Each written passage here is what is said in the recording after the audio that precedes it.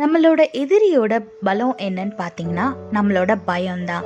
ஸ்கூல்லலாம் பார்த்தீங்கன்னா இந்த சின்ன பசங்களுக்குள்ள புள்ளி பண்ணுவாங்க. இந்த மாதிரி புதுசாக வந்த ஸ்டூடெண்ட்டு இல்லைனா நல்லா படிக்காதவங்கள பிடிச்சி ஏதாவது வம்பெழுத்துட்டே இருப்பாங்க. அந்த பசங்க பயந்து போகிறனால இவங்க டெய்லி போய் அந்த பசங்களை வம்பிழுக்கிறது, சண்டை போடுறது, அடிக்கிறதுன்னு பண்ணிகிட்டே இருப்பாங்க. ஆனால் அந்த பசங்க பயந்து ஓடாமல் எதிர்த்து நின்னாங்க அப்படின்னா இவங்க அவங்க பக்கமே போக மாட்டாங்க. இதே மாதிரி நம்மளோட வாழ்க்கையிலும் சத்துரு நம்மளோட பயத்தை வச்சு தான் நம்மளை அவன் பயமூர்த்தி நம்ம ஆசீர்வாதத்தை பெற்றுக்கொள்ளாதபடிக்கு தடுக்கிறான். இது நீங்க அவனை எதிர்த்து நின்னீங்கன்னா அவன் உங்களை விட்டு ஓடி போயிடுவான். எதிர்த்து நிக்கிறதுனா நீங்க தேவனை பற்றி கொண்டு அவரை துதித்து ஆராதிக்கும் போது அவர் உங்க பிரச்சனையை அவர் பொறுப்பெடுத்து கொண்டு உங்க சூழ்நிலையை மாற்றி சத்துருக்களை தெறிக்க விட்டுருவாரு. வேதத்துல பாருங்க 2 நாளாகவும் 20:22 போட்டிருக்கு. அவர்கள் பாடி துதி செய்ய தொடங்கின போது யூதாவுக்கு விரோதமாய் வந்து பதிவிருந்த அம்மோன் புத்திரரையும் மோவாபியரையும் சேயீர் மலை தேசத்தாரையும் ஒருவருக்கு விரோதமாய் ஒருவரை எழும்ப பண்ணினதினால் அவர்கள் வெட்டுண்டு விழுந்தார்கள்னு வேதத்துல போட்டிருக்கு.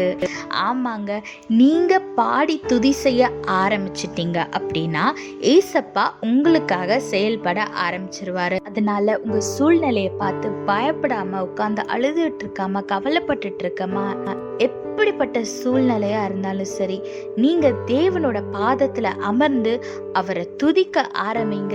ஏசப்பா உங்களுக்காக செயல்படுவார். உங்களுக்கு விரோதமா யாரெல்லாம் இருக்காங்களோ அவங்களுக்குள்ளேயே சண்டையை மூட்டி விட்டு ஆட்டை கழிச்சுட்டுருவாரு. அதனால நீங்க எதை குறிச்சோ யாரை பார்த்தும் பயப்படாம துதி செய்ய ஆரம்பிங்க. ஆசீர்வாதத்தை பெற்றுக்கொள்ளுங்க. கர்த்தர் உங்களோட கூட இருந்து உங்களை ஆசீர்வதித்து பாதுகாத்து வழி நடத்துவாராக. ஆமீன். Our enemy's greatest strength is our fear. If you take a closer look at the bullies in school, they will not bully everyone, but they will select some particular students who are very weak to stand against them and those who fear them so that they will not get into trouble. Likewise, in our life, when we face some problems in our life, we should not fear, but instead of that, we should begin to sing and give praise to the Lord. When you start praising our Lord, He will begin to fight against our enemies. Look what the Bible says in 2 Chronicles chapter 20 verse 22. At the very moment they began to sing and give praise, the Lord caused the armies of Ammon, Moab and Mount Seir to start fighting among themselves. Yes, whatever the situation you might be facing, at the right moment when you start to give praise to our Lord, He will start working in your behalf and He will make your enemies fight among themselves and make you win the battle. So the victory is 100% yours. The only thing you have to do is hold on to our God, sit in His presence and begin to praise.